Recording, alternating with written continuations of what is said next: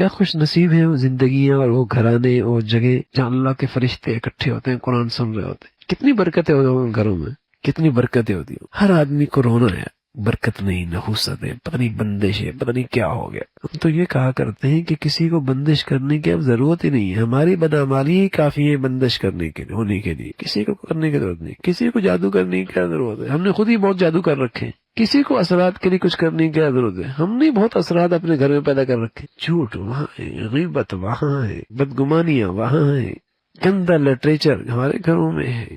ہر وقت دنیا کے تذکرے، فیشنوں کے تذکرے، ایک وبا ہے، عذاب ہے. تو کیا ہوگا پھر؟